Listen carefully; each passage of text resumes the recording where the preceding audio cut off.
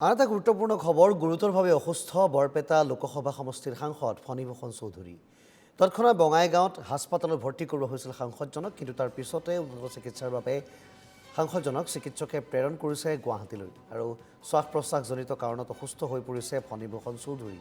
উন্নত চিকিৎসাৰ বাবে গুৱাহাটীৰ হেল্থ চিটিলৈ ইতিমধ্যে প্ৰেৰণ কৰা হৈছে বৰপেটাৰ সাংসদজনক আৰু এনেধৰণে আমি দৃশ্যাংশ দেখুৱাইছোঁ তেওঁক বৰপেটাৰ পৰা লৈ অহা হয় গুৱাহাটীৰ হেল্থ চিটিলৈ বৰপেটা লোকসভা সমষ্টিৰ সাংসদ ফণীভূষণ চৌধুৰী আমি দৃশ্যাংশ দেখুৱাইছোঁ এক্সক্লুচিভ তেওঁৰ স্বাস্থ্যৰ অৱনতি ঘটাৰ পিছত শ্বাস প্ৰশ্বাসজনিত ৰোগত স্বাস্থ্যৰ অৱনতি ঘটাৰ পিছত এনেধৰণে তেওঁক হেল্থ চিটিলৈ প্ৰেৰণ কৰা হৈছে আমি পোনপটীয়া সম্প্ৰচাৰ যাব বিচাৰিছোঁ আমাৰ সৈতে সংযুক্ত হৈছে হেল্থ চিটিৰ পৰা আমাৰ সাংবাদিক কল্পজিৎ শইকীয়া আমি পোনে পোনে যাব বিচাৰিছোঁ কল্প যিহেতু লোকসভা সমষ্টি বৰপেটাৰ সাংসদ ফণীভূষণ চৌধুৰীক ইতিমধ্যে ভৰ্তি কৰোৱা হৈছে হেল্থ চিটিত শ্বাস প্ৰশ্বাসজনিত তেওঁৰ সমস্যা আৰু বৰ্তমান তেওঁৰ স্বাস্থ্যৰ কিছু পৰিমাণে উন্নীত হৈ সংকটমুক্ত হোৱা বুলি জানিব পৰা গৈছে তেওঁৰ পৰিয়ালৰ লোক তাত কোন উপস্থিত আছে তেওঁলোকে কি কয় তেওঁৰ স্বাস্থ্য কেনেধৰণৰ এতিয়া কল্প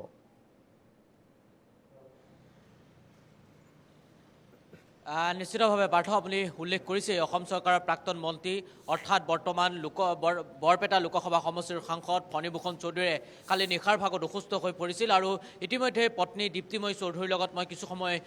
আগত মই কথা পাতিছিলোঁ তেখেতে বৰ্তমান সময়ত সংবাদ মাধ্যমত পাৰ্থ মন্তব্য কৰিব বিচৰা নাই কিন্তু তেখেতে কোৱাৰ মতে যে যথেষ্ট সুস্থ পূৰ্বতকৈ আৰু কালি নিশাৰ ভাগত হঠাৎ অসুস্থ হৈ পৰিছিল আৰু বৰ্তমান সময়ছোৱাত যথেষ্ট ঠাণ্ডা পৰিছে আৰু সেই ঠাণ্ডাৰ পৰা সময়ছোৱাত তেখেতে যেনেদৰে ঠাণ্ডা কাপোৰ পৰিধান কৰিব লাগে তেনেধৰণে নকৰে যাৰ পৰিপ্ৰেক্ষিতত ফণীভূষণ চৌধুৰীৰ কালিৰ দিনটোত হঠাৎ অসুস্থ হৈ পৰিছিল তাৰপাছত প্ৰথম অৱস্থাত বঙাইগাঁৱৰ চিকিৎসালয়ত ভৰ্তি কৰা হৈছিল তাৰপাছত বঙাইগাঁৱৰ পৰা গুৱাহাটীৰ এখন ব্যক্তিগত হস্পিটেল অৰ্থাৎ হিল চিটি হস্পিটেলত কালি নিশা 11ৰ পৰা 11:30 মান বজাত ইয়াত ভৰ্তি কৰা হৈছিল আৰু তাৰপাছতে অসম চৰকাৰৰ এগৰাকী কেবিনেট মন্ত্ৰী জয়ন্ত মল্ল বৰুৱাই ইয়াত উপস্থিত হৈছিল আৰু জয়ন্ত মল্ল বৰুৱাই এটা কথা কৈছিল যে যিমান উন্নত পৰ্যায়ৰ চিকিৎসা লাগে তেওঁক তেনেদৰে কৰাওক আৰু হয়তো কিছু সময় পাছতেই অগপৰ কেইবাগৰাকীও বিধায়ক বা অগপৰ শীৰ্ষ পৰ্যায়ৰ নেতা ইয়ালৈ অহাৰ সম্ভাৱনা আছে ইতিমধ্যেই আপুনি যিটো কথা প্ৰথমেই কৈছে যে বৰ্তমান আমি সংকটমুক্ত বুলি সেইগৰাকী বৰপেটা লোকসভাৰ সমষ্টিৰ সাংসদ অৰ্থাৎ প্ৰাক্তন মন্ত্ৰী ফণীভূষণ চৌধুৰী সংকটমুক্ত বুলি ক'ব পাৰোঁ বৰ্তমান সময়ত মোৰ হাতত যিমানটো তথ্য আছে বা পত্নীয়ে জানিবলৈ দিয়া মতে আজিৰ দিনটোত হয়তো তেখেতক আইচিইউতে ৰখোৱা হ'ব কাৰণ তেখেতৰ স্বাস্থ্য হৃদৰোগত আক্ৰান্ত হৈ আছিল দীৰ্ঘদিন ধৰি নিৰ্বাচনৰ প্ৰচাৰতো তেখেত ব্যস্ত হৈ আছিল তাৰপাছত ফ্লাইটত নতুন দিল্লীলৈ অহা যোৱা কৰি আছিল যাৰ পৰিপ্ৰেক্ষিতত তেখেতে দীৰ্ঘদিন ধৰি অসুস্থতা ভুগি আছিল আৰু সেই কথা পত্নীয়ে ইতিমধ্যে আগতেই গম পাইছিল আৰু কালি হঠাৎ অসুস্থ হৈ পৰিছিল আৰু সেই হঠাৎ অসুস্থ হৈ পৰাৰ ফলতেই প্ৰথম বঙাইগাঁও তাৰপাছত গুৱাহাটীৰ এখন ব্যক্তিগত হস্পিটেলত ভৰ্তি কৰা হৈছে আৰু বৰ্তমান পূৰ্বতকৈ সুস্থ আৰু এটা কথা পাৰ্থ কৈছোঁ যে 10:30 গুৱাহাটীৰ যিখন ব্যক্তিগত হস্পিটেলত তেখেত ভৰ্তি হৈ আছে অৰ্থাৎ হেল্থ চিটি হস্পিটেলৰ কৰ্তৃপক্ষই কিছু সময় 10:10 বজাৰ লগে লগেই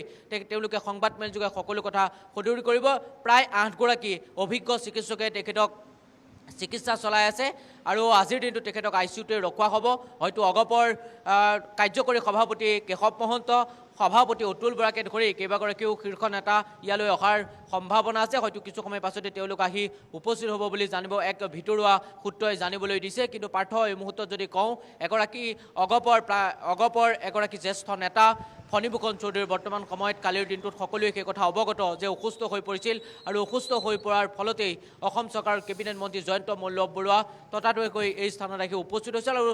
চিকিৎসা বিভাগক নিৰ্দেশ দিছিল যে যি পৰ্যায়ৰ উন্নত চিকিৎসা লাগে সেইগৰাকী অগপৰ নেতাক যাতে তেনেদৰে চিকিৎসা কৰে আৰু সেই গতিকেই বা সেইদৰেই তেখেতক কেইবাগৰাকীও প্ৰায় 8গৰাকী অভিজ্ঞ চিকিৎসকে তেখেতক চিকিৎসা চলাই আছে হয়তো আজিৰ দিনটোত নহ'লে হয়তো আৰু 2 পৰা 3টা দিন হয়তো ইয়াত তেখেতক ৰখাৰ সম্ভাৱনা আছে হয়তো দিনৰ 10:30 তেওঁলোকে যিখন সংবাদমেল সম্বোধন কৰিব সেই সংবাদমেলতে সকলো কথা গম পোৱা যাব তেখেতৰ কি হৈছিল বা কেনেদৰে কি হৈছিল বা কেতিয়া তেওঁক যাবলৈ দিয়া হ'ব সকলো কথা কিছু সময় পাছতে আমি ক'ব পাৰিম আমাৰ দৰ্শকসকলক কিন্তু এটা কথা ক'ব লাগিব তেখেতৰ পুত্ৰৰ লগত আমি যোগাযোগ কৰি আছোঁ কিন্তু পুত্ৰই এই মুহূৰ্তলৈকে কোনো ধৰণৰ ভাগতে আছে তেখেতৰ বাহিৰলৈ ওলাই অহা নাই কিন্তু পত্নীয়ে জানিবলৈ দিয়া মতে তেখেতে এই মুহূৰ্তলৈকে সংবাদ মাধ্যমত কোনো মন্তব্য নকৰে হয়তো পৰৱৰ্তী সময়ত যদি কৰিবলগীয়া হয় পৰৱৰ্তী সময়ত মন্তব্য কৰিম বুলি তেখেতে অৱগত কৰিছে কিন্তু এটা কথাই কৈছে যে পূৰ্বতকৈ সুস্থ ফণীভূষণ চৌধুৰী আৰু ৰাইজলৈ এই বাৰ্তা ফণীভূষণ চৌধুৰীৰ পত্নী অৰ্থাৎ দীপ্তিময়ী চৌধুৰীয়ে এই বাৰ্তা দিবৰ বাবে সংবাদ মাধ্যমক আহ্বান জনাইছে পাৰ্থ কল্প ধন্যবাদ জ্ঞাপন কৰিছোঁ আৰু ইতিমধ্যে যথেষ্টখিনি তথ্য আপুনি আমাৰ দৰ্শকসকলক দিছে তাৰ বাবে পুনৰবাৰ ধন্যবাদ জনাইছোঁ আৰু এনেকৈ